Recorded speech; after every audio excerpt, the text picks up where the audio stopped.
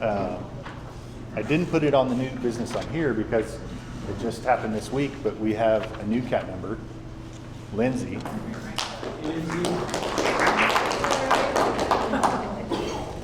So Lindsay is a friend of Tabitha's, right? And then she came to our use of force policy town hall.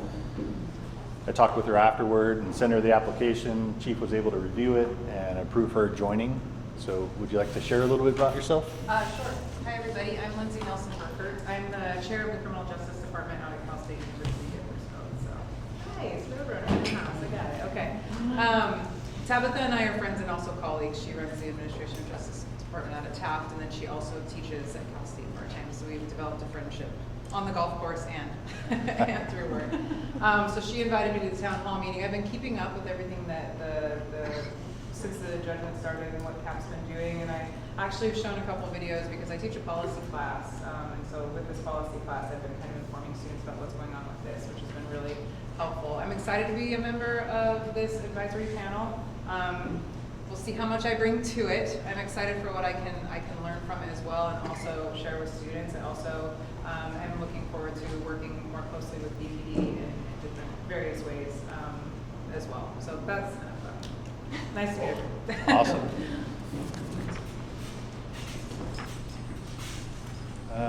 So I wanted to report back. There was two things I shared last month.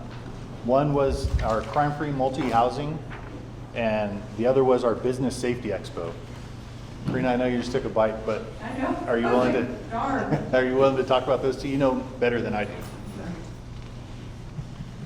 Sorry, everyone. I do think you did that. I did. This was funny. It was funny. Very Timing was impeccable. So our Business Safety Expo was a one-day training where we brought in different components, city partners. So we had code enforcement. We also brought in PSVS, the vital services, to basically be able to talk about how, as a city and partnership, we can kind of address the issues that a lot of our businesses are experiencing. On the flip side, our crime-free multi-housing was specifically for multi-housing. So property managers, property owners, a lot of the issues that they experience. So we had a myriad of some of the same services, but realistically how they target and help address multi-housing. So the intent is to be able to understand that our community is very diverse. The experiences and issues and circumstances that they're experiencing are a little bit unique, but through collaboration, we have ways to be able to address and kind of collaborative work to solve some of the issues that they're experiencing. So the crime-free multi-housing program is an 8-hour training specifically for property managers, property owners, maintenance folks that work on site and are the long mainstays for the properties. The second phase of crime-free multi-housing is where we go out and we do what's called a SEPTA assessment, crime prevention through environmental design. So then at their availability and when they're ready to get to that point, we go out to the property and make recommendations. The third phase is then when we work with the residents and we do what's called a safety social, which is basically a neighborhood watch, which probably wouldn't entice folks that are in a multi-housing just because a lot of times they're a little bit more, I think, transient. If they decide they don't like their complex anymore, they have a little more feasibility to be able to pick up and move to another apartment complex. And so they may not be as interested as a vested owner in a residential area. So our thought is if we can educate all of those mainstays on how to effectively report to us, then that way we can be a little bit more effective in addressing the issues that they're experiencing, but then also networking with other resources. So crime-free multi-housing was the 20th, I think.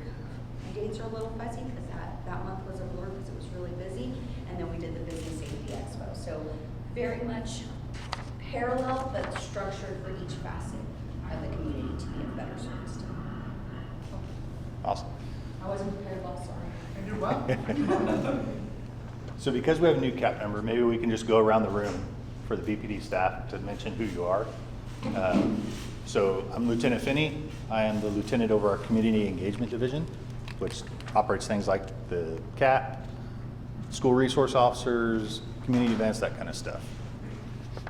Hi, my name is Flor. I'm a performance analyst for the quality assurance unit. My name is Eric Sullivan. I'm a sergeant in the Community Engagement Division with Lieutenant Finney. I supervise the sworn staff in our office with Karina, so probably a problem oriented policing officers, school resource officers, and all that kind of stuff. I manage on the day-to-day. Oh, Pal, we can leave Pal. Oh, PAL Center too. We have staff up there. Karina Ortiz, Community Relations Supervisor. We have our awesome Community Relations Specialist that work in conjunction with our ops officers and our school resource officers. We have outreach events. We have our citizen volunteers and also our cadet program and working on our intern program. Sergeant Gavin? Sergeant Gavin, I'm currently internal affairs supervisor. Captain? My name is Sean Morpus. I'm the captain for the Community Engagement Division. Oversee the division and all these people. Hi, and we met, but just again, Stephanie Garcia, and I'm an analyst in collections. Other captain? Brian Holcomb, I'm captain of the Performance and Analysis Division. I also serve as the compliance coordinator for the city of Denver. Jack Vega, Community Relations Specialist. I oversee the metro zone of the city. Just to get the three of us. So, hi, I'm Jeff Kirby. I'm the monitor for the Bakersfield Police Department. I'm John Scally. I'm one of the monitoring team members for it. Ronnie actually just mentioned Okay. it, so we can chat there. Sure. And I'm at Denmark on monitoring team. Just- Perfect. I think you'll get to know everybody as we talk tonight. Thank you. So I really like the icebreaker that we did last month, so I want to throw another one out there. This one maybe is a little bit, requires a little more thought, but maybe we can email or something after this.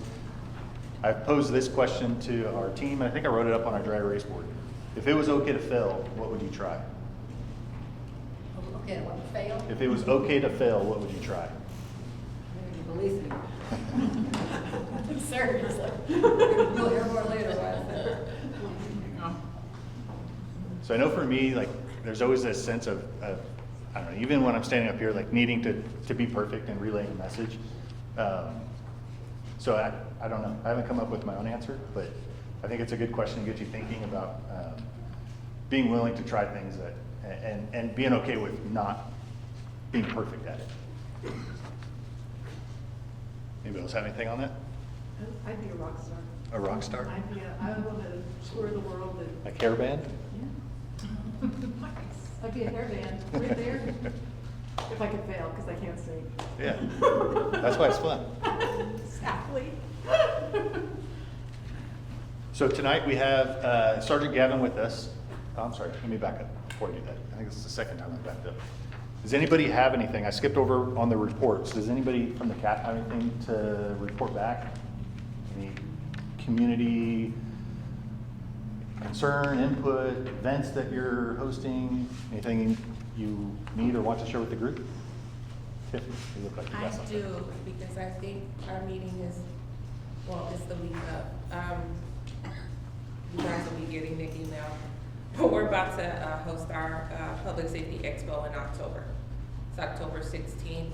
It's one of my bigger events. It's all of our public safety folks come out, and we have that's our big fair we have every year. So that's going to be October 16th. It's open to the public. It is free. Awesome. Don't use the calendar.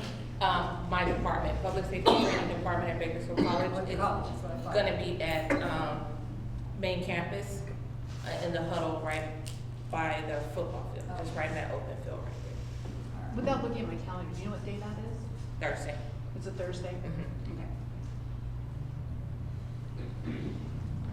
All right, anybody else? Okay, so I put a couple announcements on there.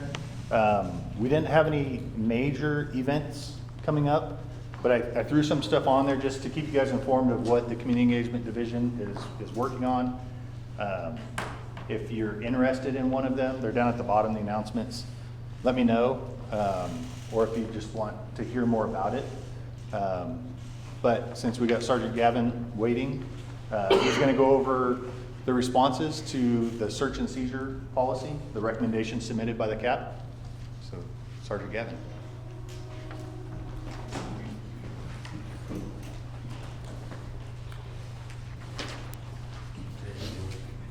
Again, Sergeant Gavin, currently at Internal Affairs, I'm a sergeant there.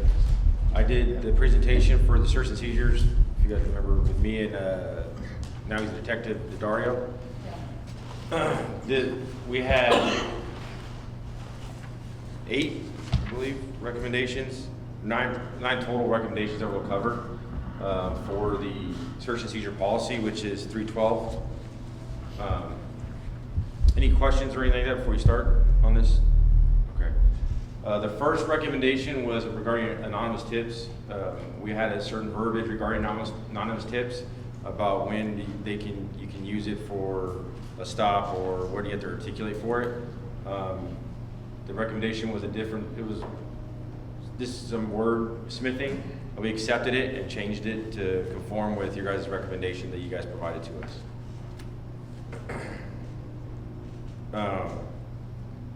We just pretty much swapped our recommendation out, our policy, that part of it, for your guys' recommendation. The next one was a seizure of a person. Where we at? Could you make those a little bit bigger? Yeah. It's hard to read because it's in the Excel, so like small words. Right. Go up one more. Went to 5. We're on 2. Bigger? Yeah, there we go. And this one was the definition of a seizure when a person occurs. We didn't accept this one, and the reason why we didn't accept it, just for clarification, because we use the definition out of the source book where we get our legal information from, and we didn't have a reference where this definition came from to cross-reference it, and it was different from what our legal source book provides us.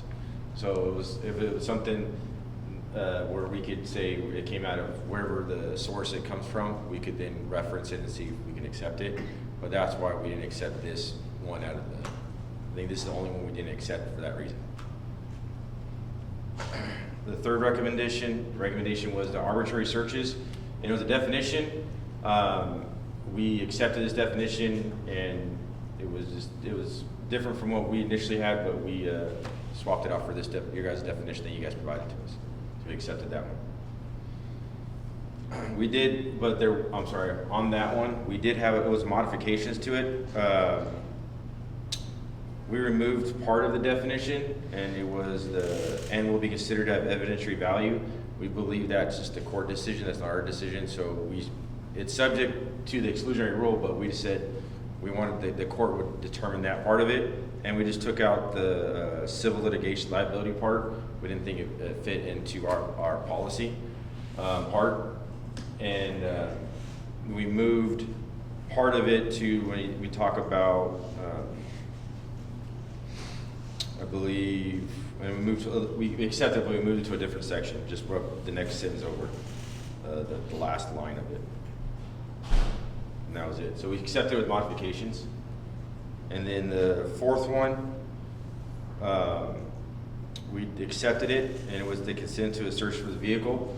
And we put that in we included that into a subsection, so we just added I believe it was like A or B subsection to it, and added that same verbiage to it, so we accepted it.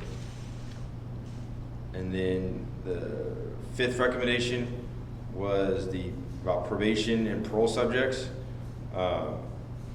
We added that to the directive location because it's pretty much probation, parole. It goes for search of a person, places, and vehicles. And so we up front at the top where we have the directives, and so we added it as a directive. So we accepted it and added it to that section. So pretty much just saying it's up to the front, so it's a priority, and it's telling you the rest of the policy. That's what's part of the policy and the directive. So we added that. We accepted that. And then the sixth recommendation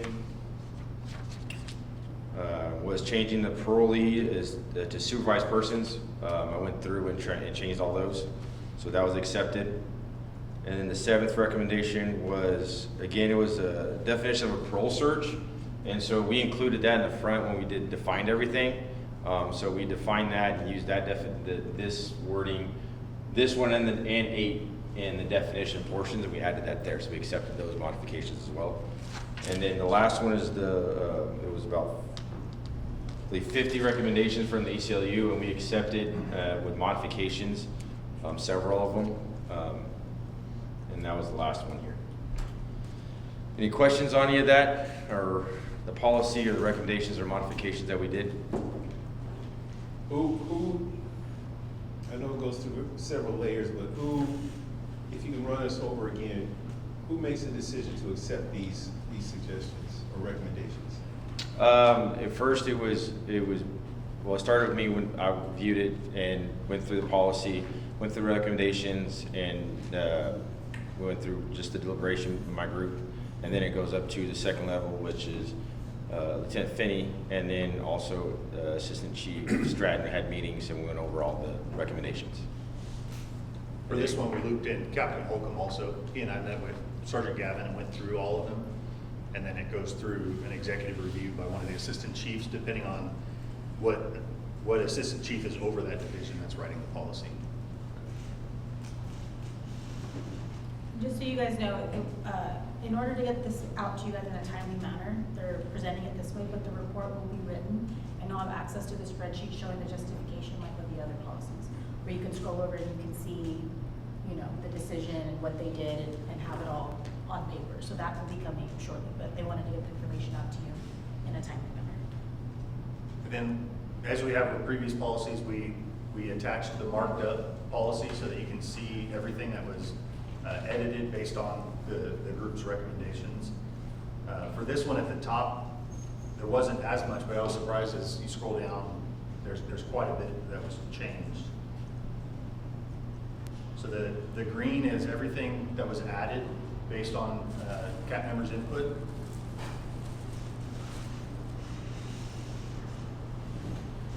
And then you see some red. Red is either a recommendation to remove something or to replace it.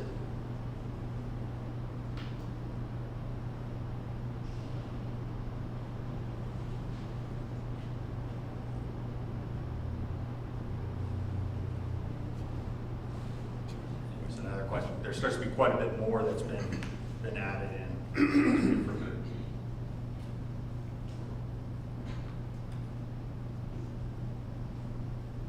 Is there any particular section or recommendation that anybody's interested in discussing further? The only one I just held a little clarification on was the arrest one. The one that wasn't accepted, The seizure of the person. yeah, the seizure of the person, you said that was, I don't know if I submitted something. I was just wondering, the only reason I was just wondering is, the seizure of the person is very specific. Was it like, you said that you would use Lexipol, is it? Correct. That was Yes. the definition, and that was just Legal source book. Yeah, A legal source yes, book? yeah. Okay, all right. I just wanted, just so that I understood. Yeah, we got I that. didn't want you to change it or anything. I was just saying that I just wanted to know, like, where it came from, so I was correct. If I'm, No, that's, and part of that is if, that's where we got our definition from when we used it in the policy. Yeah. And so, the change that we just needed, like, I would need to know where that came from so I could cross-reference to see. right, Because it came from our legal source where we pulled it from. right. That's why I wanted just to compare. Correct. Yeah, that was all. Tabitha, if you can send me the source that was cited, I can forward that to Sergeant Gavin. That's why I could, remember I did this like months ago, so I couldn't remember. So I was trying to figure out from, based on what you said, where I got my source. I forgot. I forgot where I got my source, so I was like, ooh, I better figure out where. Yeah, Or yeah. how I determined that verbiage did I find it somewhere? I'm hoping I didn't just pull it out of the air. Yeah, if you come across it, send it to me, and then I'll forward it on to Sergeant Gavin. Okay. So he can review it with the source of where it came from. Okay. So the value, I think that when you did those, when we were trying to go back and figure out where that was going, we're really trying to stick in the policy, right, to either the case law or whatever as we did definitions. Right. But where I saw you had really good definitions, we used those in some of the sections where there was build up in the idea itself of topics that you were defining. So we used your definitions to support some of the ideas later on in the sections where it got very specific. But for the actual definition, we had to find something that we could define. But I did appreciate some of the plain language that was proposed on that. And normally that would be really good to have, but because these are legal documents. Right, that's exactly, I want to make sure it was legal, and I try to remember that it needs to be legal. No, it- So I wanted to make sure I didn't pull something out of the air. And you can find two or three, the actual problem we're finding is you can find 2 or 3 definitions of one thing in a penal code, in the welfare institution code, and another thing in the health code.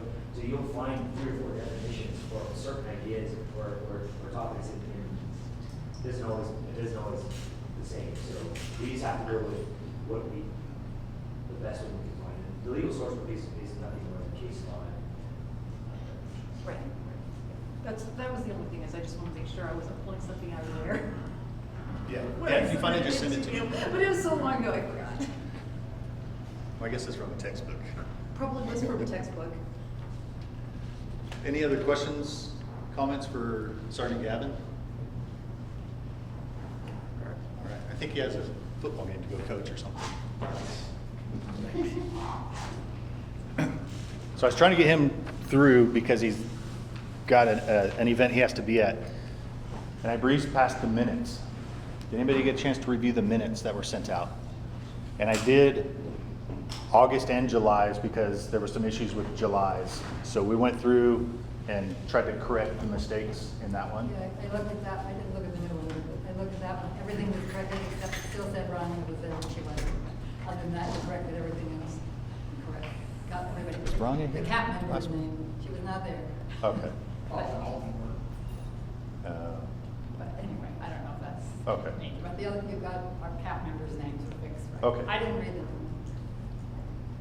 Is there a second, so I guess we can take that, it's fine. With Ronnie the- was there in spirit, well, she watched it later. So we'll go back and change that. With that one exception, anybody second the minutes from Keith? I second. And what about, did anybody review the minutes from last month? Okay, we'll carry those over and share those ones again next month. So if you have a minute, take a look at them, see if it's accurate. And then, I know we talked about this last month for Veterans Day in November. Everybody's still wanting to go dark for November? Okay. Anybody feel differently, at least for everybody that's here? I think that's what we had all agreed. I just want to make sure that was still the plan. So now we have the community engagement. We pulled up policy, and then I also shared our strategic plan. Sorry, Sheldon, you can come up here and tap the forward arrow. So before I open some of the documents, did everybody get a chance to watch the video through the YouTube link? With my really monotone voice talking? You sounded good. Kathleen, you said you did?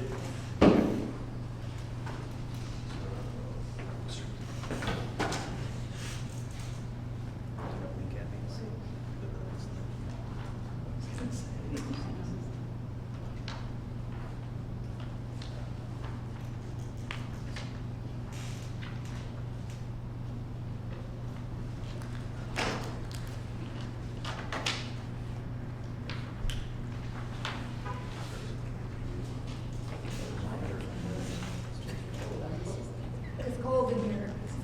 It does that.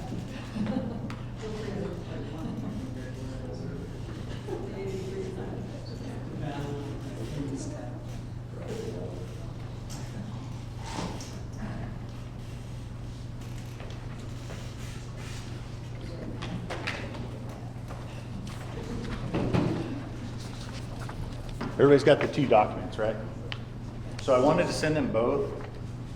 For the CAP members that have been with us since the beginning, you saw a version of the strategic plan. I think you all worked on it too, right, with Captain Croker?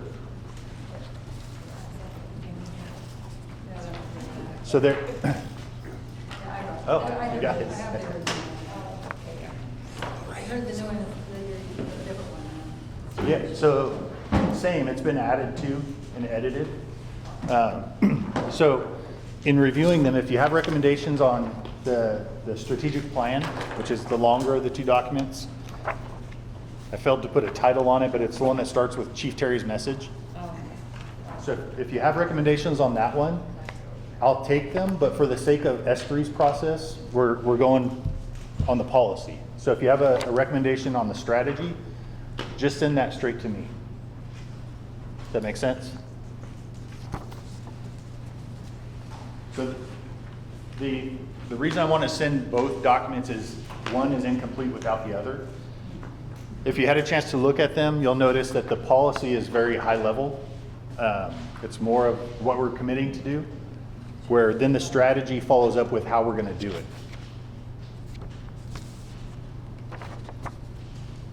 You go to the next one.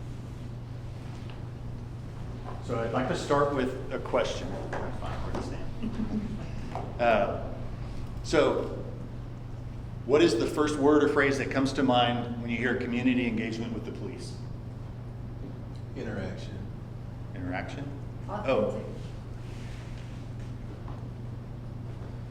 Janet, will you grab that board and jot these on there? Sorry. I would say engagement is a very nebulous word to me. It could mean an arrest, it could mean positive interaction. It's not clear to me what it means. Okay. So we have engagement, and then how would you summarize that? What do you Like interaction? Well, engagement means some sort of interaction between the police and a community member. But Okay.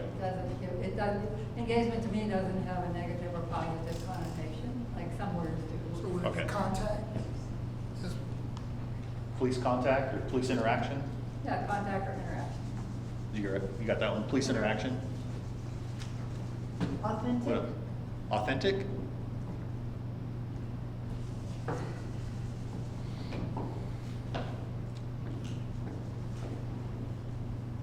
Anybody else? Just first thing that pops in your mind. Together?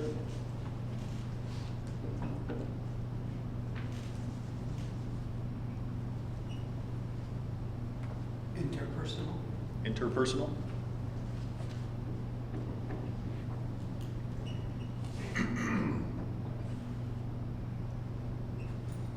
Any other thoughts? I think of learning. The understanding for me, the understanding each other. Understanding? Yeah. Understanding and learning? Yeah. What? Can you expand on learning? Well, when I read community engagement with the police, I'm seeing as community engaging with the police, so maybe they're starting that. In my mind, this is how it's all going. Like And both so- ways learning? Yeah, so I think Okay. of them learning from the officers and the officers learning about their community. Like a conduit? Hmm? Like a conduit? Like Back and sharing forth. back and forth? Yeah. Collaboration. I'll put another word, collaboration. Eugene, you got anything? No, I think Kathleen hit it. First Okay. thing you said, it is real broad. Yeah. You know, it's hard to say if it's a positive or a negative because, like I said, community engagement can be, depends on where you're looking at it, where you're looking at it.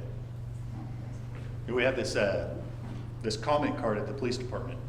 And the idea is you fill out this comment card and then when it comes time for your annual performance evaluation, you use the comment card to say, keep track of the employee's performance. And they used to have a thing where you would mark positive or negative. So then we did away with it. So now it's just a comment card. Could be positive, could be negative. But like Kathleen's answer, that's what it made me think of is it's just some sort of interaction. And then based on the two parties, that determines if it's a positive or negative engagement. And that depends on who's telling the story. It's true too. Relationship? I mean, it kind of requires like some. Oh, yeah.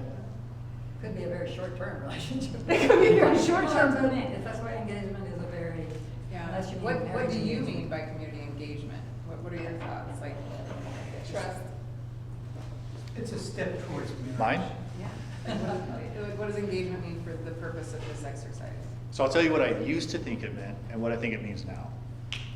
And this is not like a long thought out explanation, just off the top of my head. I used to think community engagement were I call them like momentary feel good events that we do, where, we're handing out a sticker or we're having coffee with somebody, coffee with a cop, or even to some extent like our shop with the cop during Christmas. They're a very finite period of time where it's all about feeling good, and then everybody leaves happy. You had a good time with a cop, or you had a good time with a community member or a kid. What I think it means now is working with the community to develop solutions that have a long-term effect on reducing crime. That's what I think it means now. So like what Karina did with working with business owners and things like that to develop that relationship. Yeah. Yeah, taking advantage of the relationships that we develop to actually reduce crime in the city and make people feel safer. There still is a lot of value in those momentary engagements, but that should not be the focus. The focus should be long-term, and that's just things that we do to start the conversation, you know. Like I tell our officers, we don't give out sticker badges just to give them out. That's giving somebody something, whether it's a hot dog or a sticker or whatever it is. That's an opportunity to engage with somebody. You're just using this thing to give them, to start a conversation and build a relationship. And while you said that, trust came to mind. That's another word. So trust. And if you look at those words up there, except for 2 or 3 of them, they all can be either positive or negative. Right. It can go either direction. Yeah, I mean, it's, because of course you intend community engagement vision to be positive, but the actual meaning of a word is ambivalent. Yeah. And to kind of build off what you said, Josh, about it used to mean specific events geared towards making that engagement. But, you know, community engagement as it going forward, it needs to be more like organic. So kind of like not giving your wife flowers just on Valentine's Day, or when you know, talking about a relationship, right? Is, you know, like doing something for somebody when it's the right time and the right place. And so like having officers look for those interactions, those community engagement opportunities that are not specifically like designed, like this is Valentine's Day or this is a community day, but those other opportunities where, you know, if they have the time to slow down and make those connections, then that's more of an authentic and Yeah, it's part of the relationship, right? Right. Was it you that said relationship? Right. Yeah, it's part of it. I would take it a step further and say, you know, like my old understanding of what community engagement was, I was waiting for the department to have an event that I could go participate in. But the way I look at it now, it's everything that the officers do. There's always an opportunity to positively engage with the community. You know, even if it's a victim, I would say even if it's somebody that the officers had to use force on, you know, after you've pepper sprayed somebody, you know, do you douse their face with water? Do you turn on the AC? You know, do you start treating them with care versus, you know, just put somebody in the car, take them to jail, and it's over with. Exactly. So even when it starts negative, you can still you can't always make it in on a positive note, but you can take steps to try to do that. But then with my second, you know, current understanding of community engagement, nobody's waiting on the department. You can always do it. But is that message, maybe this is, you know, a few slides down, what you just said about, you know, giving the pepper spray as an example, and I'm sure there's dozens of those. Is that message delivered to your officers? So the pepper spray one, yes, it is. So we have some plans on how to educate the entire department. We'll see where we talk about from the chief all the way down. But we do have plans. I call it the community engagement trident because there's 3 prongs to it. One is tying it to something, or tying it to promotions. So now, you saw the promotion policy, right? So you saw that one of the questions now is, what community engagement activities have you been involved in?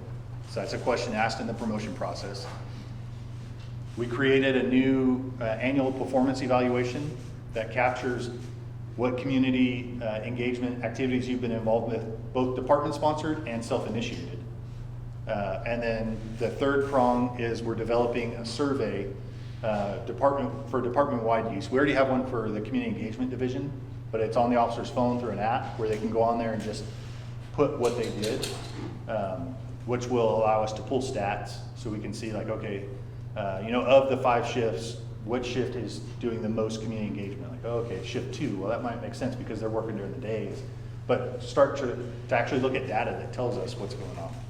But how do you capture what you identified, like after having a situation, maybe a use of force situation, how do you capture and promote to your officers the providing care afterwards, after the situation is de-escalated, or after you have, there's no more, how do you articulate that, or how do you demonstrate that's part of what I mean, I'm sure that's probably what we're gonna be working on, but that's kind of like, that's gonna be the hard part, is how do you, because there are so many different opportunities that an officer could provide care or be a, be. Yeah. Yeah, Not just a community, like I went and did coffee with a cop. That's not, I mean, that's great, but again, it's that next level. yeah, I think that the provides daily things. Yeah, so I came up with another fun name. We call it Operation Gold Mining. So we're developing a plan to take all the specialists, like Janet in our unit, and assign them, like, you're the community engagement liaison to this shift, or this shift in this unit. And to have them regularly meet with those teams. Because if you just go once and tell them, this is what community engagement is, it's long-term impact, it's working with the community, it's not, like you said, going to coffee with a cop, that's great. But our vision is much bigger than that. The problem is, like most people in society, and I'm not saying every cop is really good at this, but like most people in society, when you do something good, you're not doing it for recognition. You just do it because that's what's in your heart. Like, you just want to be a good person. Right. So, we have officers that carry spare shoes in their trunks, and they give them away to people that need them, or socks, or even, they'll keep some Nerf footballs in the trunk. And they don't do that because they want to be blasted on Facebook, throwing a football to a kid. So that's why I called it Operation Gold Digging, because it's like gold, like it's buried down there. We just have to go get it and bring it to the surface. So I think through having our specialists go meet with these teams and continue to tell them, it's important that we tell our story. Like, most of my career, I've heard we need to do a better job telling our story. And here we are, 20-something years later, and we're still struggling to tell our story accurately. But I think through like monthly reminders of the specialists going and meeting with them, and myself and Sergeant Celadon and Karina, going and meeting with them and encouraging, like, this is why it's important. People need to know that we're doing these things. It's not, we could blur your face. Like, it's not for us to give you credit and, like I said, blast you on social media. It's so that people can see what we're doing in the community. And part of that too is emphasizing, like you're talking about, just the daily interactions. Somebody's house got broken into. Take an extra 10 minutes and talk to them about, hey, plant some rose bushes under your window, or trim this tree so that people can see your yard, or put a floodlight here. Don't just take the report and then end it there and leave. Like, try to help the person not become a victim in the future. But all those things that, like I said, have a longer impact. So it wouldn't just be like, it could be all the sergeants that are supervising all the officers. Like, I think that would. We'll talk about the sergeant's expectations. Next. So, following the flow of the policy, I wanted to go over some definitions. So let's define it together. So the first one, I think, is probably one of the most important definitions in there, is community policing.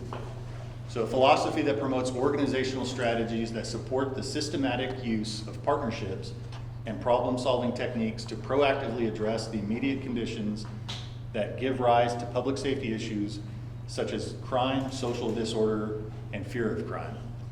So this, Sergeant Gavin was talking about drawing our definitions from somewhere.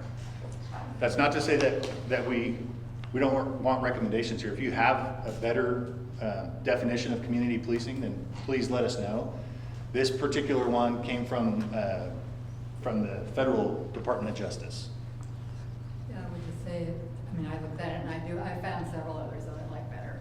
There's no relationship in there. There's all this technical stuff, organizational strategies, partnerships. Could be a relationship, but it could be just an official business techniques. There's nothing there. Some of the other definitions say interaction. Well, here's one here that says end goal of building a community relationships and not only solving crime, but addressing the causes of crime in the community. And then it goes on about the community interacting. So to me, it's not bad, but it's missing. It's missing and I will say one more thing, because Chuck and I were asked for the last wanted to see this policy and get input as part of the, because we worked with community policing for many years. And we were promised we would, and it didn't happen. So again, it's another picture of, if you would have asked me ahead of time, I could have given you that way back. I mean, not that, I'm not saying about me, you understand? It's just, I'm saying, to me, that's a missing piece again. Because really, we were very frustrated because we tried to be part of this long ago. Yeah, so, like I said, if you have a definition, we would love to hear it. Do please put the citation or where you got it from, the website or wherever it came from. But we would love to hear it. So, I do have to agree with, Kathleen, it just, I mean, it captures everything, but it doesn't capture the together, the relationship, some of those things that I think, you know, in this environment that we have, I think we could create something that's unique for our community and our citizenry, right, and our department, yes. right? So that's, I mean, it's perfectly good, I just think, we're working together, we could probably build something. Okay. I would say it's not very good. I would question the philosophy. I think it's a style and practice. Certainly there's philosophy involved in it, but it's not a philosophy. I don't see it as that. And I think that there are pieces of it that really need to be unpacked. Partnership, for instance. What does that mean? Right. You know, I think that that as we've worked over these several years, I have sensed that there's a resistance on the part of BPD, and you're good people, I like you, but there's a resistance to really inviting people to the table. For instance, we've got a small enough group now, we can have one big table and everybody can be around the table. And that changes the dynamic of a meeting like this, because you have spectators and whatever we are. And so I think that we need partnership, at least in my definition, is equal participation. Real and collaboration. So, you know, so I think that they're proactively address the immediate conditions. That seems to indicate that there's no long-term component to the definition of community policing. I remember Andre Gonzalez, who was the founder of Faith in Action in Bakersfield a number of years ago, talking about history, to see police officers riding around East Bakersfield on bicycles. You know, when I think of community policing, I think of police officers getting to know a community. Years ago, and I know things have changed, and I hope they've improved. My wife and I used our home over on the corner of Quincy and Haley Street as a community center. And for about 6 years, we had probably 50 to 75 kids in our house and yard every afternoon and weekends. 5 or 6 years, never once did a police officer stop. They went by all, that's the neighborhood that you patrol well. But there was never one time in all those years where a police officer stopped. What are you doing? Why is there always so many kids around here? To me, that was indicative of an us-them mentality that is the enemy of community policing. So, and I hope that's changed. I hope that's improved. Though I find even in the events that we've had with police officers, it's very hard to get them to break apart from their little groups. And I understand, that's human nature. But I was at an event with Manny Cadizales over in East Bakersfield. And the police department bought hot dogs, and there's a program. But the police officers were in little kind of like clusters. And, you know, I thought there were people hanging around that could have been engaged. Yes. Engaged, that means, hey, who are you? Why are you here? You know? And that needs to be taught, it needs to be modeled, and it needs to be reinforced.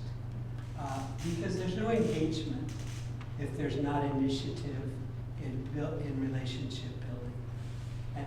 And that happens spontaneously, but also it can happen intentionally. When you stop, maybe you see, maybe there's something happens, and you see somebody that just seems to be looking around, watching. You know, do you immediately think, oh, that person's suspicious or an enemy? Or is it somebody saying, I'm gonna go talk to that person? I'd like to ask them how they saw the process. You know, so I think it's a philosophy puts it up here. A practice with specific characteristics is, I think this definition really needs work, and we can work on it. So I have a follow-up question.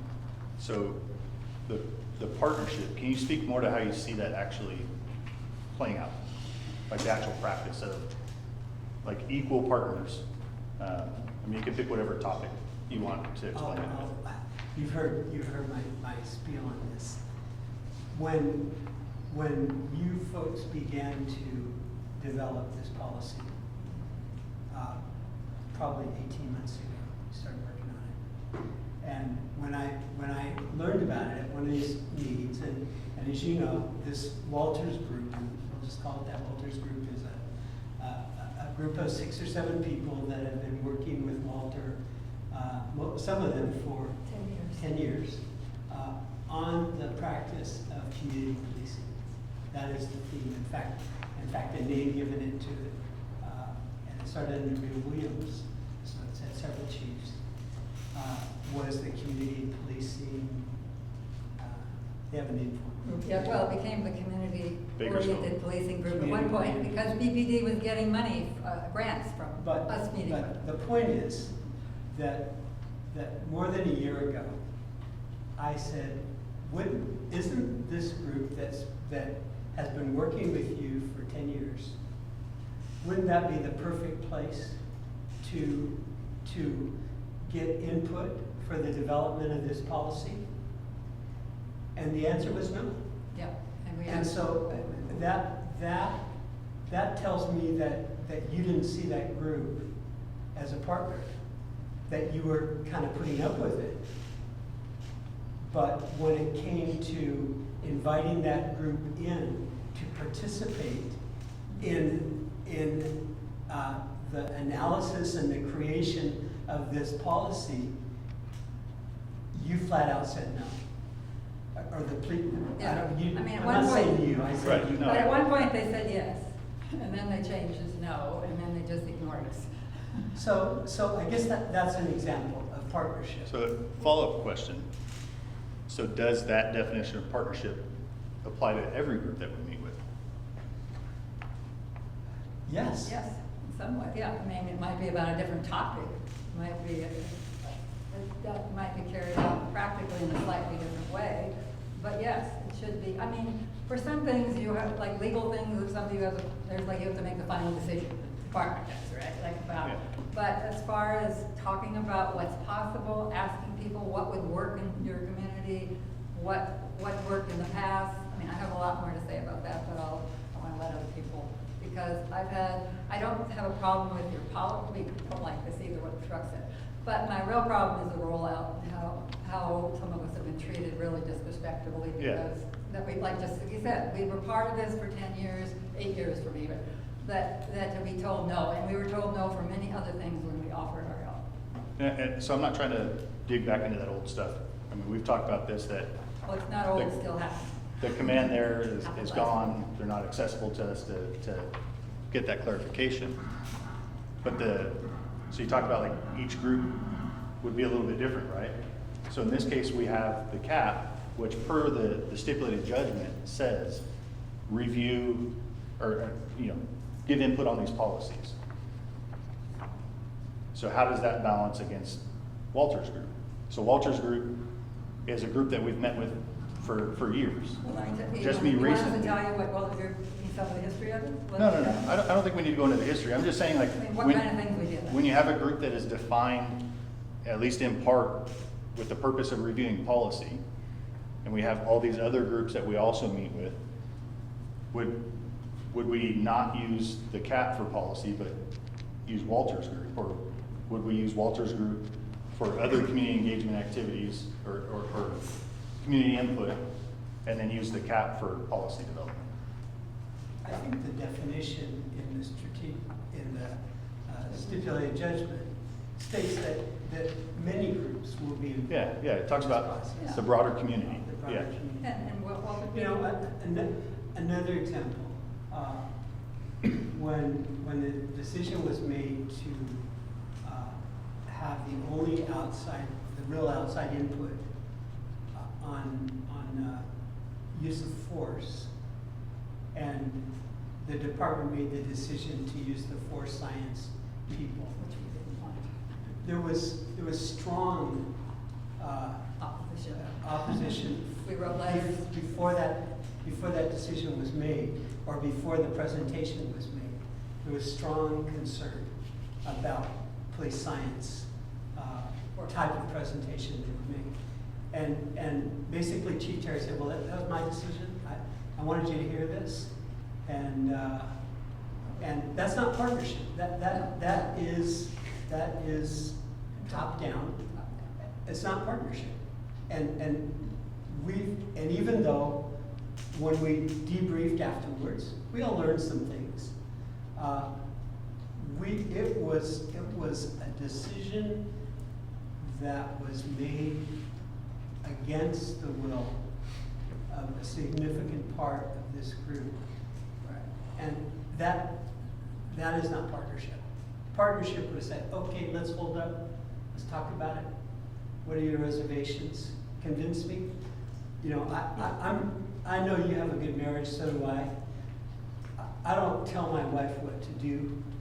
I don't make unilateral decisions for our family because it's too expensive. So we work things out, and that's partnership for me. I look forward to hearing what you guys send. Just because we kind of got, I was going to try to pull it back to community policing. Thank you for explaining some of the history. I understand a little bit better because we've talked about that. But one of the things that I wanted to talk about, Chuck, is when you say that officers should engage with the community, we also have to be cognizant of the fact that sometimes people don't want to be engaged by officers. So if they so that was kind of like what I was going to throw out is that relationship. And so again, it's kind of awkward, you know, there's so many different ways, and a partnership or this type of community policing requires some input from the community on how that looks and how that is responded to out in the community. And so if officers are just out in the community and randomly, like if they randomly showed up at your house, you might be a little put off by that. Maybe you wouldn't, but you know, maybe somebody else would. If there was kids in the front yard and a police officer just stopped and said, hey, what are 75 kids doing in your front yard? The homeowner might not look kindly at that interaction. So we've got to also recognize that not everybody wants to be interacted with police. And so I think that's one of the challenges of community policing is how does that look? And we have to be cognizant of you know, when and where the police do that type of interaction, because it can be received well, it can be received negatively too. And so, I mean, I think that's one of those hard things that through all of this, I think you might be able to build the foundation to get to that Yeah. point. One of the studies that I looked into in community policing, again, it was officers worked in a beat, say like it was like this area, and they just started walking around door to door. Hey, I'm Josh Finney, I'm the beat cop in your area. Here's my card. If you have any problem, please call me. Have a wonderful day, walk away. I mean, I think that was, I can't remember the research that I found regarding that, but as far as community policing was concerned, that demonstrated some, because it was just, they targeted one neighborhood and they made a conscious effort, and if somebody didn't answer the door, they didn't answer the door. But I mean, that was a way of having engagement with somebody, and I've got a few more of those kind of studies that kind of demonstrate. I'll add to that, because of some of the definitions I found. The old definitions of community places almost always were neighborhood places. And at the community meeting on Thursday night, the little group I was in, there was an African-American woman who talked about when her kids were young, they had neighborhood policing. They knew the police, everybody trusted them. She said now, her kids as adults, she says, if you look at me and what I look like and you come in my neighborhood, would you be suspicious of me? And she said, that's how they're treating them now. So that was a whole other philosophy, which we've discussed many times, is that people have all activities happen. I mean, there's, like you said, there's research done with going on a walk every once a week.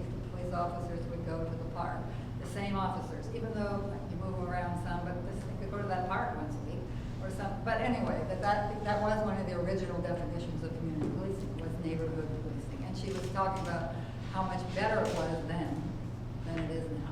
Yeah, so I do think like most officers would probably like the time to go walk a neighborhood or walk a park.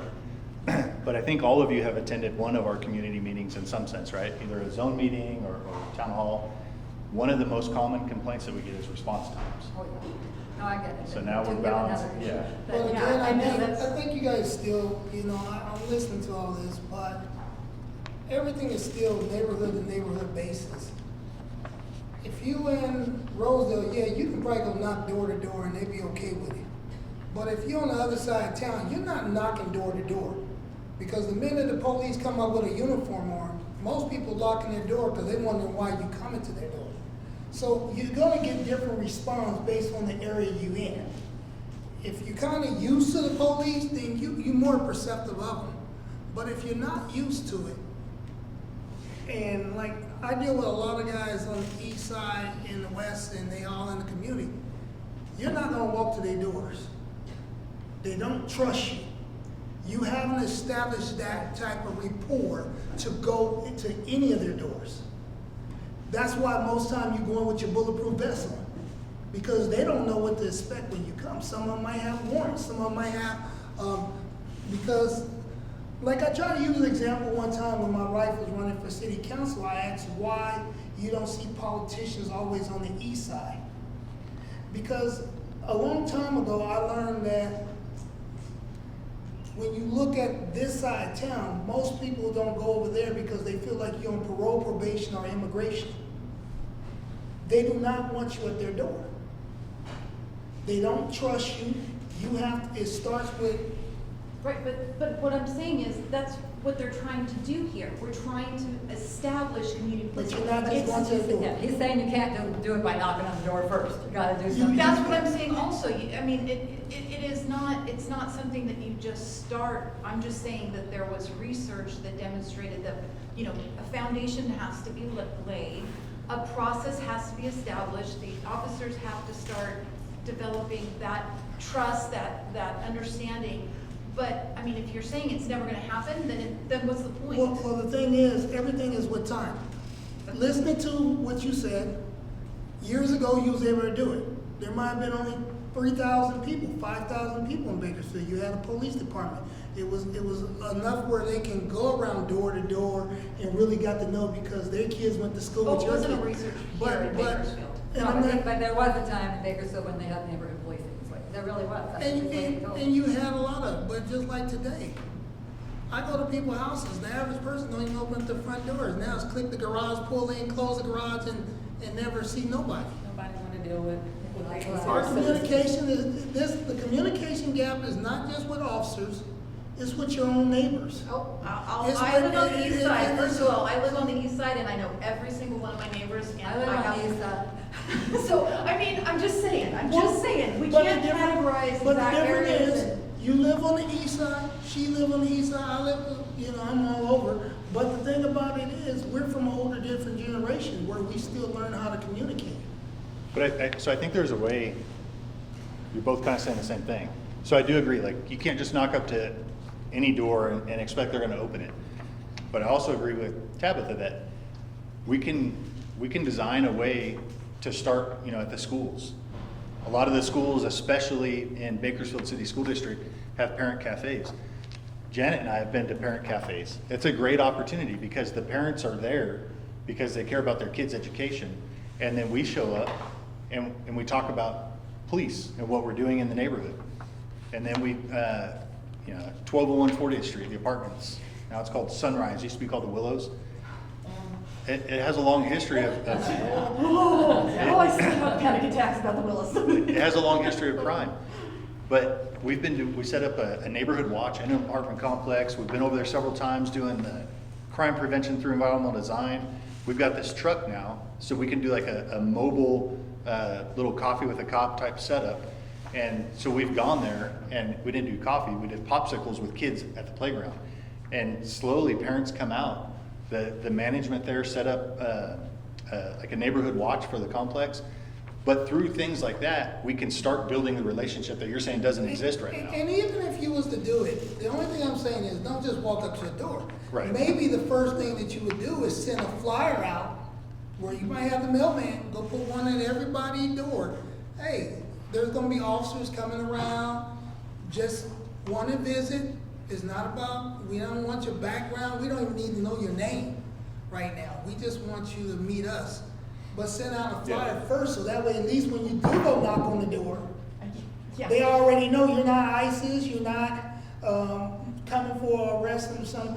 Then they may feel more comfortable when they do see someone knock on the door. I think you guys are all saying similar things. Like he said, you take small steps. To build up to knocking on the door. You don't start off knocking on the door. You don't cannonball into it. No. Well, Like I you heard said, knock on the door first, so that's what what you said. Like what you said at the Willows, start with something, a community event, and show your face out there, and ease your way into there rather than start on the other. Yeah, none of us, give a relationship. I think I was thinking that instead of the philosophy, we should use the word culture. We need to build the culture. It's not a philosophy, I think it's a culture. We need to bring that. It is definitely, Yeah, I like that. On both, a culture within the department, Yes. hopefully develops a We need to culture in build the that community. kind of- It's nothing to, it's a philosophy, I think. Culture, we need to build it. I agree with you. If we start building up step by step, it's gonna go. Yeah, I like that one. Good word. Yeah. So, looking up all of that, having an actual professor at Bakersfield College that actually done his research on that. Dr. Tucson does transformational policing. It's almost in line with community policing. Philosophy, the reason why it's there is because it's not practiced yet. What you would call neighborhood policing isn't what they're considering community policing. It's a combination of all of those put together. Traditional policing and the what called neighborhood policing put together makes your community policing. So right now, it is just in the philosophical stages because it hasn't been set into practice to see if it's actually gonna work. So I'm just saying, all the definitions I've researched for community policing, philosophy has been. Yeah, it's been in several items. Has been. Not all of them. So. Has been there. I understand we're trying to, when they're saying they're wanting something that they can actually go back to and say, this is where we got this definition from, or this is where like the DOJ or anything else, most of those credible sources for that definition has philosophy in it. I do agree that some of that needs to be defined. I did send you something from another source that all of these are defined more clear: partnership, problem solving, adding community in it. But when I see it, a lot of the definition is what traditional police is and what your old neighborhood policing is. When you combine those, you're gonna get your community policing. And that's how I see community policing, but that's not what's in the definition. Let me also let everyone know, if you haven't looked at the policy yet, a couple definitions down is community engagement and non-enforcement strategies. I didn't put every definition for time's sake, but consider those also in your definitions, because obviously there's going to be overlap between community policing, community engagement, and non-enforcement strategies. So I had a thought, again, you know, I usually don't comment, but I have a little bit of experience in terms of like engaging and I call it outreach. I think one thing that would be beneficial would be to have the word dynamic because, again, you're dealing with different demographics.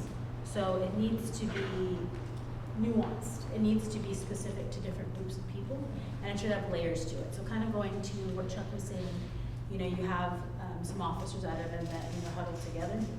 This brings me back to when I started at flight school, and aviation is incredibly complex. So we weren't able to do normal marketing. It was I needed to go and talk to and teach you about aviation before I could even start telling you about flight school.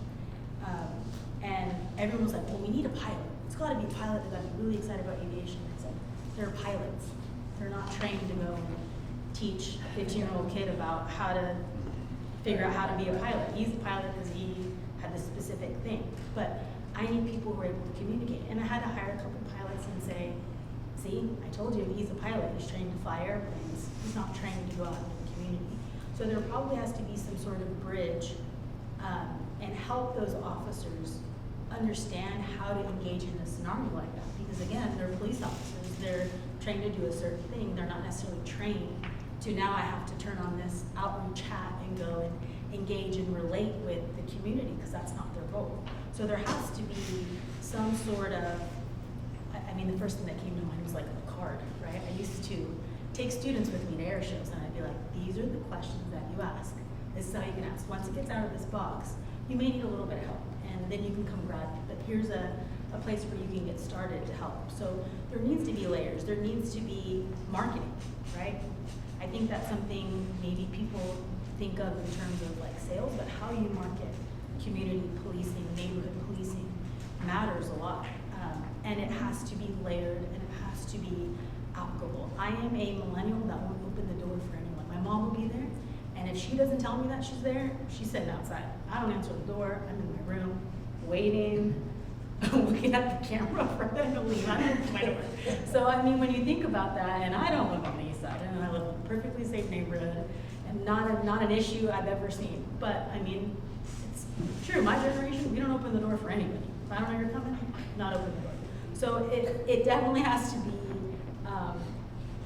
There is no one size fits all. It has to continually adapt by the event, by who you're talking to, the goal, all of those things. So this is, that's why I think the word dynamic might be able to capture that, but it needs to be ever evolving. What you do today may not work tomorrow. I like all of the words, like you were saying, like using your word, using culture in there, you know, using dynamic in there. I mean, some of these words have specific meanings that kind of convey the overall, express the overall, you know, what the objective is. And again, I think we can create something that's a little more personal and provides a little more Bakersfield. We're unique. I like it. Well, I bet you didn't think you'd have this much discussion on the first one. It's all right. I got nothing but time tonight.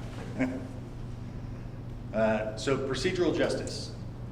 Procedural justice is based on the 4 central principles: treating individuals with dignity and respect, giving citizens a voice during encounters, being neutral in decision-making, and conveying trustworthy motives. Does that match what you would think the definition would be, or does it not match?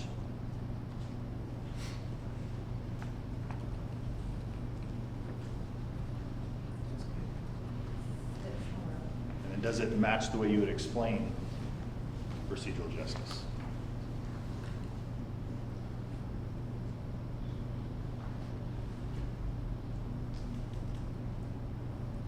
Whenever I explain procedural justice, I draw it like a table. So you have the 4 pillars, and then the table on the top, I write fairness. So the 4 pillars support fairness.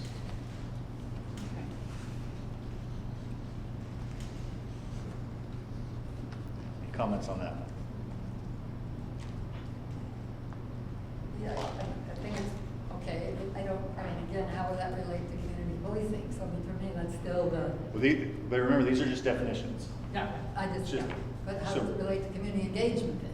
Yeah. But I think this one, this is common. I mean, I've heard this before. I think certainly dignity, respect, citizens' a voice. We got the people in there, this one. Yeah, these are just so that everybody understands the terms that are used in the documents. Yeah. Next one. Non-enforcement strategies. So I think we've done this to an extent, but I don't think we've ever had it in a policy, and it's kind of consistent with the long-term impact on crime in Bakersfield. So it's a lot of words. I don't know if you can read it. I'll read it out loud. Non-enforcement strategies refer to proactive, community-focused approaches used by law enforcement to address crime and public safety concerns without relying on traditional enforcement actions such as arrests or citations. These strategies aim to prevent crime, build public trust, and address root causes of disorder through collaboration, education, environmental design, and data-informed decision-making.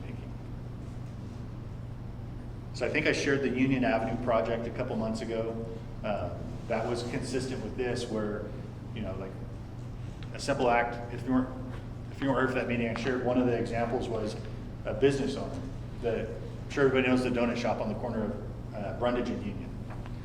So local owner shows up every day, excited to open his business, but has to start his day with picking up trash in the parking lot because somebody lit his dumpster on fire and it melted the plastic lid. So we go out there, and our non-enforcement strategy, and Jenny, I think you were part of this one, right? So they started making some phone calls to solid waste and said, hey, this is what we have with this business owner. Is there something the city can do? And they said, oh yeah, we have a program. We'll come out and we'll put a metal lid on there and make sure they have a locking mechanism. So they came out within 3 days, put a metal lid on the dumpster, made sure the locking mechanism worked, problem solved, without an arrest, without a citation. The reason I like the Union Avenue one is for everybody from BPD in here, and probably all of you know that Union Avenue has been a source of crime prior to my career. Probably Chief Blakemore and Captain Morphus have the most experience of the BPD folks. Probably your entire career is right. So I can't even count the number of arrests and citations that have been issued on Union Avenue, and it's still a crime, or it still is a problem. So I'm not saying we don't arrest when appropriate, but coming up with other strategies to work with community partners, sometimes it's city partners, sometimes it's outside, to do things like fix that dumpster. So now there's no problem. There is no crime because they can't get into the dumpster. That's great. Any questions on this one? Move on. Okay, so I just wanted to highlight a few of the definitions. And then in this next section, I wanted to talk about, so the commitment to action is referencing the policy. And then from policy to practice is referencing the strategic plan. And I want to talk about how the two relate, so when you're reviewing them, you'll have an understanding. So the policy is more high level, the strategy gets down in the weeds. But in each area, they should accurately relate to one another. So for example,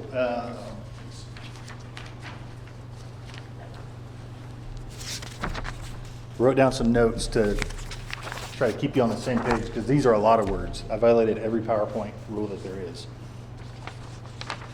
So the first one is section 4 of the policy.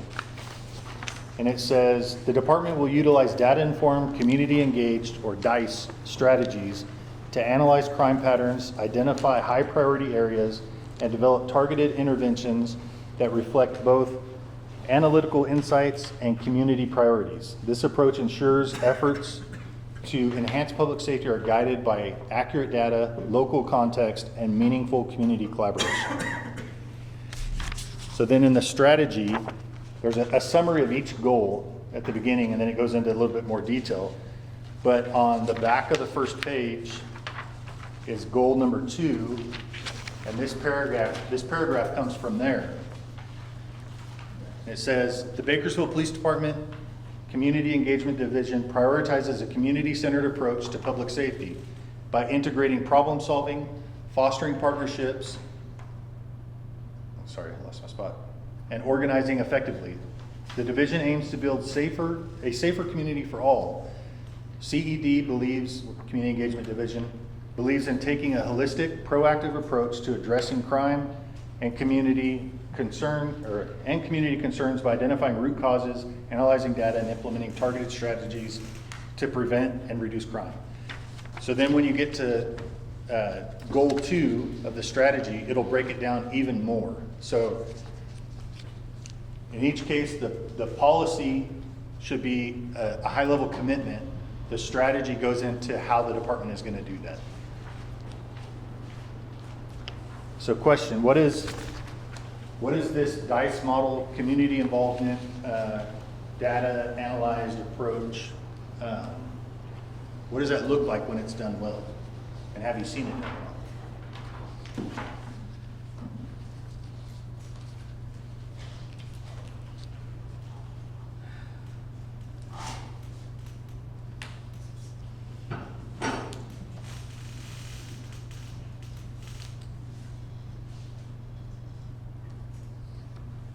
You know, data-informed, community-engaged strategies.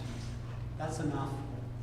It is. And first of all, what kind of data are we talking about? Yeah, so that's a good question.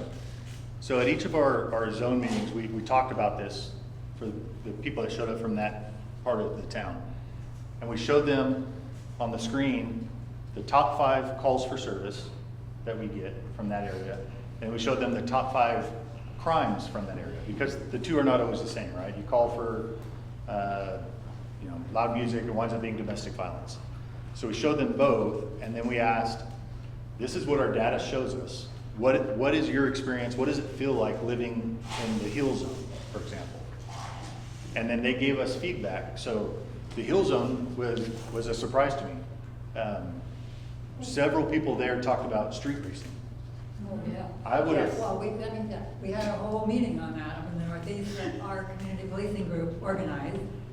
With terrible street racing, and in the hills, The dirt bikes. Yeah. Yeah, the bikes and the, what do they call those other things? They're like. Those quads, those Quads, razors. quads. Yeah. Yeah, so yes, we had a meeting, Nadine Escalante helped put it together, and Leticia Perez came. Yeah, it was a major event that our community policing group helped DPD work to take care of, bring them there and help them work on it. Yeah, it was terrible. Yeah, so the off-roading I knew about, but street racing I thought was more a problem on like Ming Avenue and White Lane. Terrible. But, so what we did after that was went and met with our traffic division and told them specifically about the problems with street racing up there. So our data didn't show that as a top 5 for the Hill Zone. But going and meeting with community groups, we learned that it was. So then we were able to share that with our traffic division to direct traffic enforcement up in the area. And for the off-roading stuff, one of our specialists, Tiana, led a huge push to put new signs up there. And then a little bit further south of there, but still I think in the Hill Zone by is it Cesar Chavez School out there, they actually put up some barricades to restrict some of the areas where the people are going off-roading. So prior to that though, our data wouldn't have shown us that was a problem. We knew it was a problem because we took Ryan and all these people out there and worked on it, so. Yeah, but that's the community engagement side, right? Yeah.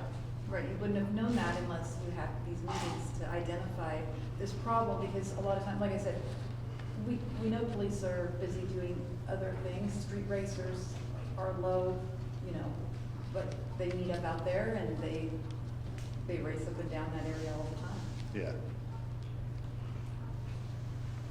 I mean, I don't know, maybe do this later, but I have a question about how you, because be talking about the past, and I have a very strong feeling about some things I really want to share here. I don't know if you want to do that now, or like, but how there's been 3 other groups working with policing for many years, and that we were not included in the planning of any of this. So I really think that, for me, that's a major issue that I've talked to you about, but I would like to bring it You're up talking here. about I Walter's don't know if you group? want to do that at the end, or what. You're talking about Walter's group? Yes, no, but there's 3, I was part, Chuck and I were part of other groups, Community Trust, there was another group that Andre Gonzalez held for the, and I don't remember, Yeah. Keiko was part of it, and we were part of it. I mean, what's upsetting is, people say this has never happened before, but it has happened before. I would rather, out of Yeah, respect that's for just- everybody's time, yeah. stay on topic here. Sure, that's why I'm You asking. can send an email to the group, or if people want to stay late, then we can discuss it there. Yeah, but I mean, for me, we've been disrespected. I've been by PPD officers many times about this, told we can't help you, we don't want your input. So I need to say that out loud here so that people know, because if you're undoing your good that you're doing by, I mean, I could list you a bunch of names of people who want nothing to do with your work now because of the way you've treated people Yeah, like. and I understand that, and I do But think. I want to say it publicly because I've said it to you, but I don't think it's gotten anywhere. And there is things happen between, I mean, there's a lot of stories that needs to be healed in order for, I mean, I'll be happy to share some of the stories with Captain Orpus and people, because it's very, it's like. Yeah, we can make time for it, Captain. All right, I just wanted, because I want to make sure, I know this is important too, but if you don't know, the history isn't respected, people are going to be offended. Tiffany? So, when Forrest Dice is. Yes. Do you guys kind of explain to when we're doing these town halls exactly what all of this means? Because if a regular old community person pulls this up, I'm just thinking, they're like, okay, what does this mean? And what's all of that? And sometimes they may not be in front of you to understand it.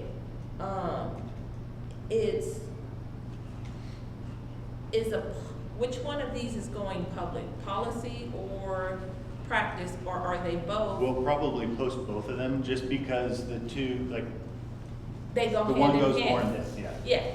So how do they know which I'll put a time. goals go with, which core goes with which goal You're right. to even cross-reference them? Yeah, so the reason I'm presenting it in this fashion is just to show that where if you just read this, you may have questions. Yeah. But reading the strategy with it. Oh, no, I explains- totally, yeah. no, I agree, but I'm saying, how do we connect that to the public also? So just to say, the first thing they're looking at is the policy. And it was like, that's all I'm reading is the policy.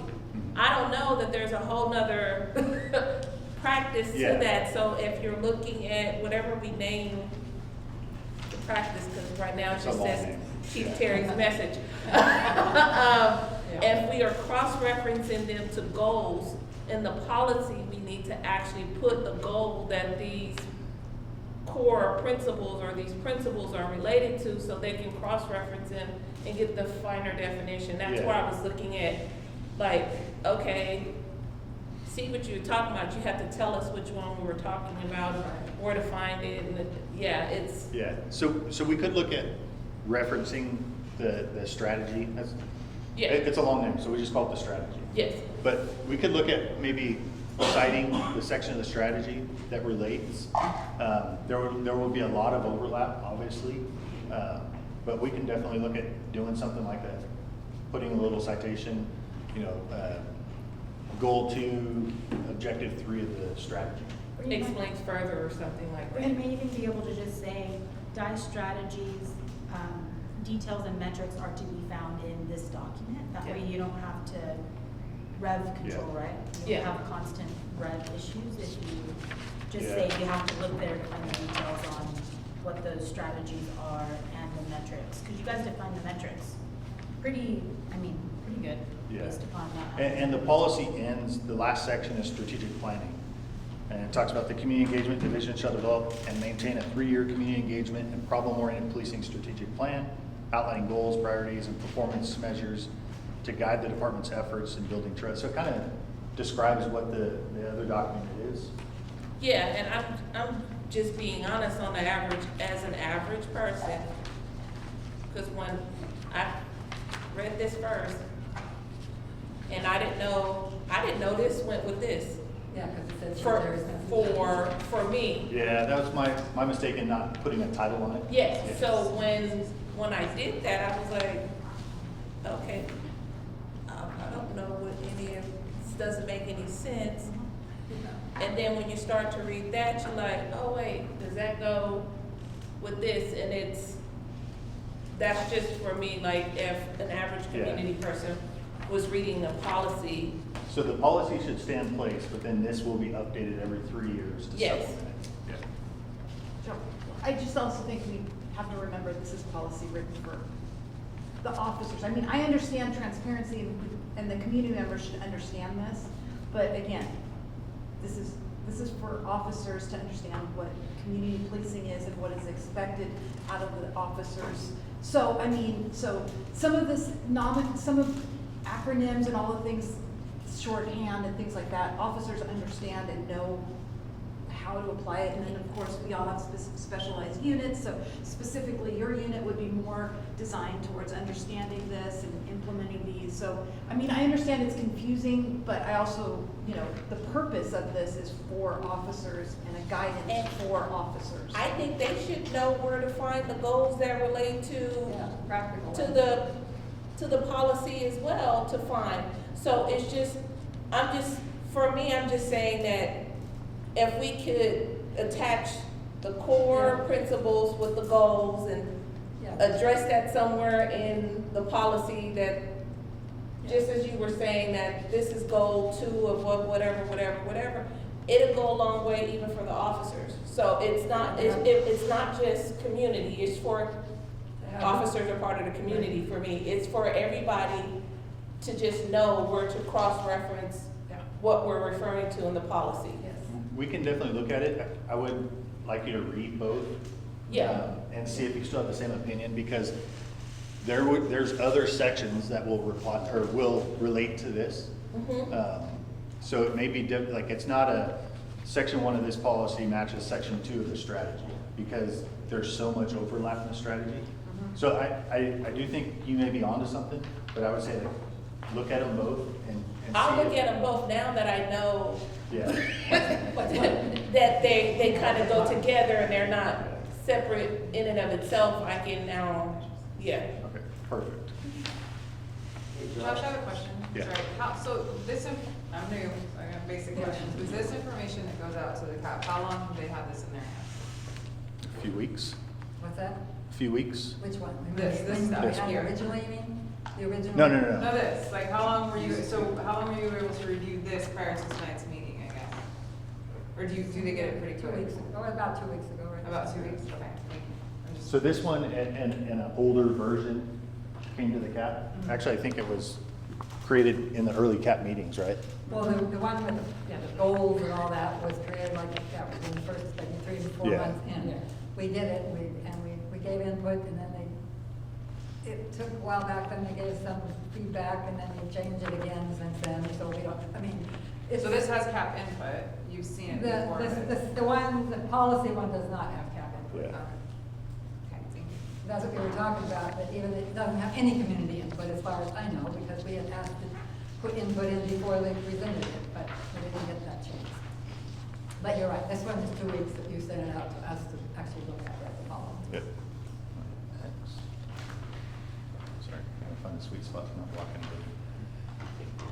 So again, this is the same approach. So your question will probably be the same as far as matching them. But I would like to see, once you've reviewed both of them, if you still think that is the best option or if it comes more naturally. But this section of the policy, the core practices, goes through, I only grabbed a couple and numbered them. I only put 2 expectations of each rank on there.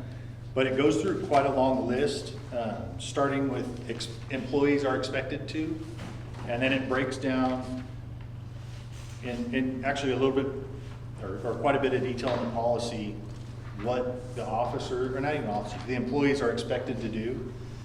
But then it also goes on to what the supervisors are expected to do. And then it goes all the way up to command staff, which is our captains and chiefs, and what they're expected to do. So the officers is written more toward the direct interaction, and the sergeants and the command staff and the supervisors is written more to like model and promote department's commitment to community engagement, problem-oriented policing, and identifying opportunities. So like the example, Chuck or one of you talked about a community event where the officers are clustered up. Yeah. That frustrates the heck out of me. Happens all When we the do time. the zone meetings and stuff, and even like our town hall and we did our private security meeting. And so I tell the officers, like, no, like walk around. So now we have a built-in half-hour social at the beginning to get the officers to walk around, because I agree with you completely. It's frustrating when we're there to engage with the community and the cops are over here and the community's over there. It's like a junior high dance. So then going on to the command staff, we have ensure that community engagement is embedded in division level planning and operations. And then acknowledge employees who exemplify outstanding community engagement. So recognizing the officers within the department or publicly that do an outstanding job in engaging with the community. Positively. Will the community get to give some input of who they want to recommend? Yeah. Because I have someone I would recommend. So that exists already on the website. You go in there and Yeah, well. same thing like when you go to file a complaint, you have the option, file a complaint or commend an officer. How many, and through the academy and the training, how many hours are the officers actually training in community engagement? That's a good question. You got that. I don't know off the top of my head. Because if we're talking about officers being involved in the community and engaging in the community, are they being trained in the academy to even understand what their duties and roles are in that capacity? Yeah, So if that's not, that might be. So we actually recently had a panel. It was Jeff Salters, Jabre Dixon, one of the CAP members. And from Open Door, Eileen. Yeah. Eileen Mara. Eileen Parra from the Open Door Network came when we were talking about this.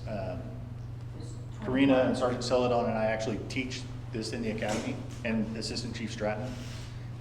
And then we brought in a panel of community members to talk about community engagement from their different perspectives. So you had somebody who's more related to victim services, and then you had a business owner, and then somebody with a criminal record. So you got a wide. So are we talking about just a 2-hour training, a one day?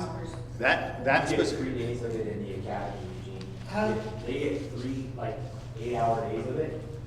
When I was running the academy, you almost get a full week. In fact, We break it up into 6 days, 4 hour. Yeah. So that way it's spread out and we have consistent ongoing time. and I think executive level teaches that, I think, correct? The assistant chief actually is the. And it goes into what we're discussing as far as. It goes everything from principal policing, community policing, all the engagement, different kinds of strategies. The thing I don't know is if there's any other learning domains in the academy that touch on it also. But at a minimum, it's 24 hours. And is there's that- there's is that- part of this that goes into training too. Is that part of the training given at the beginning of the academy? Yes, sir. Are you doing a follow-up at the end of the academy to make sure that they still are aware of what they learned? The testing is cumulative. Okay. So we don't come back and reteach the class, but they have to retain the knowledge to pass the test. So it's like 3 questions on there to see if they remember something. But by the end, it may be 3 questions. Okay, yeah, all right. Chuck? Yeah, I think the greatest challenge to all this is getting the community to engage. And I think what Gene said earlier was so important that unless we can find a way to build trust or rebuild trust, combination, and I think that is the great challenge. And we've all been to events, your community events, some of the events that the community policing group put together, where the participation was minimal. And you didn't get a sense that the people that really needed to be there were there. And a lot of times people that look like me, they show up. And I think that there needs to be some real effort put in to, how do we do that? How do we find the people that can really help us make this a reality? I think, at least my opinion, is we have to meet people where they're at. So I agree. I don't like when we show up for a town hall and there's 20 people in a city with a population of 500,000 or almost 500,000. We have to meet people where they're at, but I think that, are there, you mentioned going into schools. Are there, is the probation department, wouldn't it be great to get a bunch of people on probation to meet with us? Yeah. So there are Influencer, that's the new word. I think there'd be influencers, right? value in like maybe just having Karina and a couple of the specialists come talk about events. So like we have youth diversion, what you're talking about. So we partner with the Juvenile Justice Center, and we go in there with officers and then some of our community volunteers and offer like a pathway to not, for these kids with like low level offenses to not get put into the justice system. So they develop Procedural justice, right? They develop these plans where these kids have to meet with the community volunteer and the officers for so long and complete so many tasks. We're actually looking at including some community nonprofits into that to partner with the community better. So there are some things, but not like, I would think it would be amazing if we walked into a room and there's 150 people there. There was once when Walter's meeting. What if you, for instance, what if you went into some churches and asked to have a time with the youth group? If you want to find out what parents are thinking, often listening to their kids. Yeah. So we have Faith in Blue is coming up. Karina's working on that right now. What? It's called Faith in Blue. It's a nationwide push for exactly what you're talking, not focused on youth so much, but community outreach to churches. It's a week-long national event? A weekend national event. But we can always do more. But to my point, like, I don't think in the near future we're going to get 150 people at one meeting. But we're willing to go, over here and meet with, 10, 15 people, go over here and meet with 10, 15 other people. If that's what we have to do to reach a broader audience, then we're willing to do that until we can get to the point where, people are willing to come to us and we can have a large gymnasium full of people to talk to. And when you do that, is there an effort made to get officers that are assigned to that neighborhood? Yeah. To those meetings? So we can't always do it. It depends on the availability of the officers, but we do reach out to the watch commander and tell them, hey, we have this event coming up. Can you please send an officer? And I think, did we get one for each? No, we didn't get one for 3 zone meetings. We got them for 3 out of the 6 zone meetings. We got officers to show up in person, that actually patrol that area. While they were on duty. Yeah. I think more specific and targeted, more time, like, because at the last meeting, the use of force meeting, we didn't have that many. At least a minimum of 2, but probably more like 4 weeks to get the word out. I mean, when I found out, we can put things on, as a CAP members, we can put things out on Nextdoor, we can start talking to our neighbors. I just think sometimes it feels a little rushed with the amount of time that we can communicate these type of events, and I think we'll get a lot more participation if we can be more intentional about the way that we do that. Like, I think if we collaborated a little bit better, I think as the CAP and the BPD, I think we could get a lot more presence.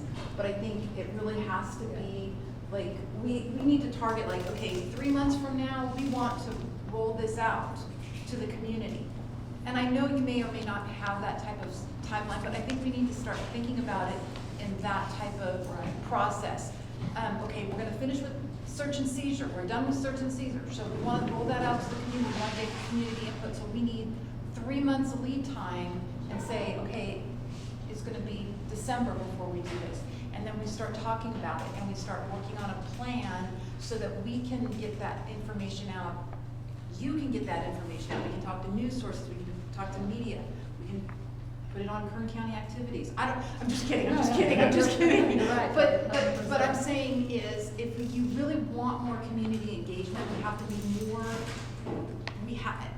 what resources, and be deliberate in our resources and how we do it. Because I think that's one of the areas that we've lacked consistently throughout this CAP, is not being able to be more deliberate in our communication with the community. I mean, I think you've got a lot of dedicated people here that have a lot of connections within the community that I don't think we're getting an opportunity to share out. So beyond more time, because I do agree, like with the use of force town hall, we could have given more notice. I or heard would about like. it on TV. You didn't even let the staff members know. But just like we get a notice, We didn't know where, about like it. right here on the bottom, it says the next 3 CAP meetings. If you know already what we're gonna do in three months. Did we Even know when about you- even that? when you- Talking about something. Did we do it, was that on here?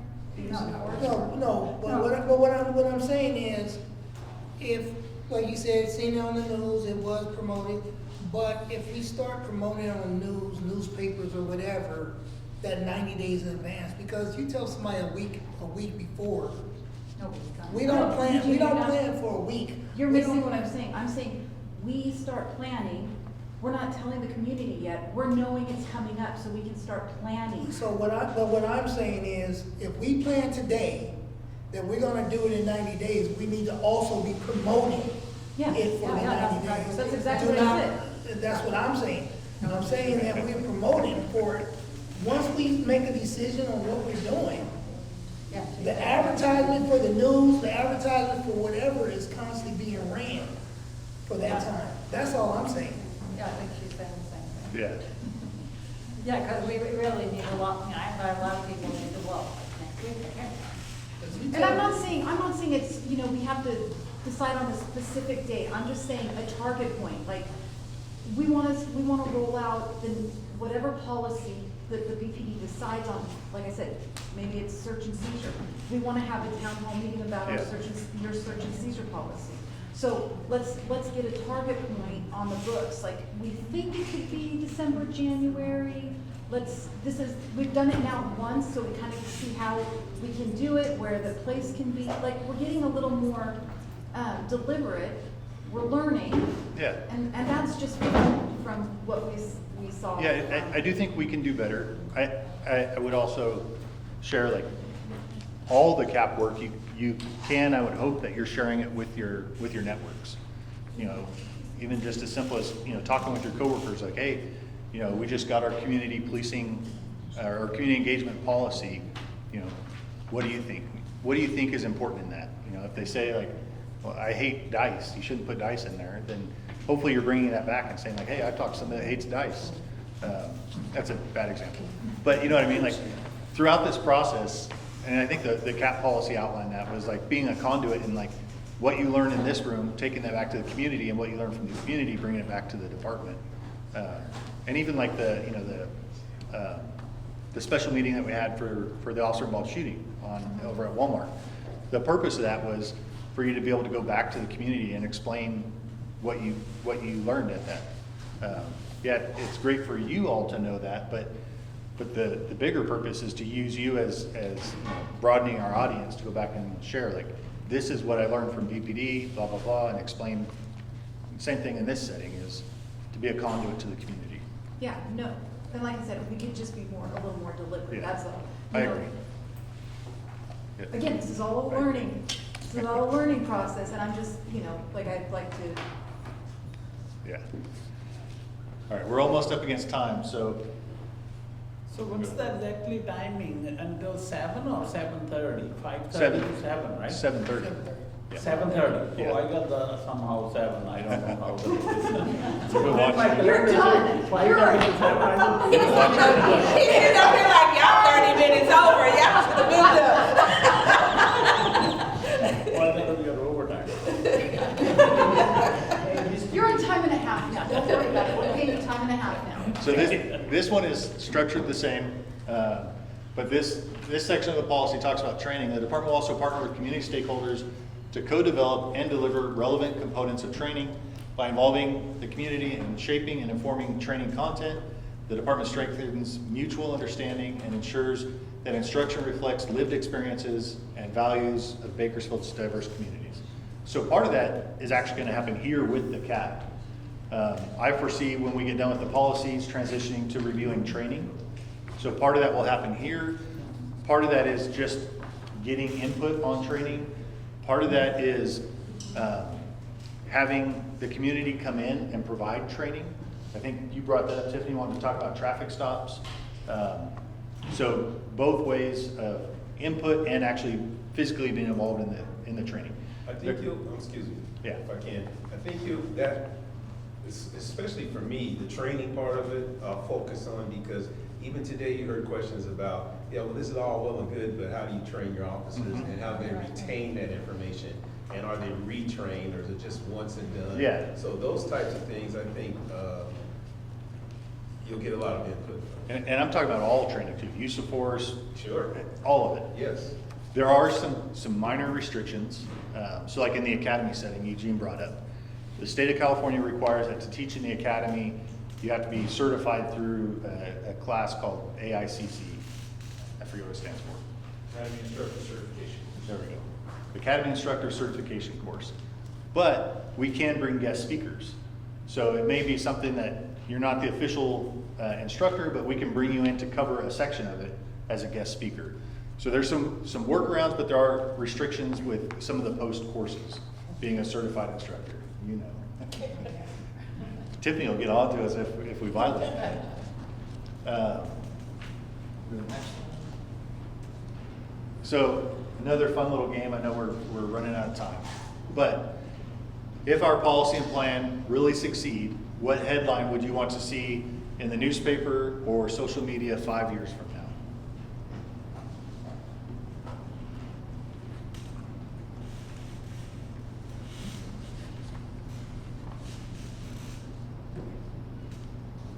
Hate, 0, love, 10. I like it.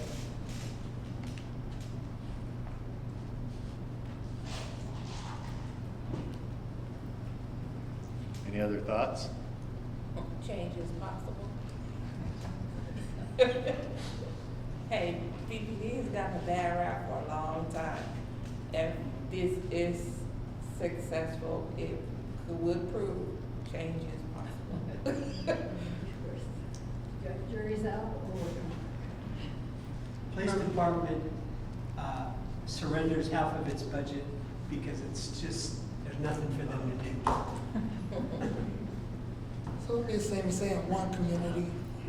I was thinking One from, community, yeah. One community. from us and them to we. Yeah. Because if you did one community and then you actually have officers and community standing side by side, it's showing one community. Yeah, Chief Terry often says, the police are the community and the community are the police. And to me, that says what you're just saying, like, we're all one.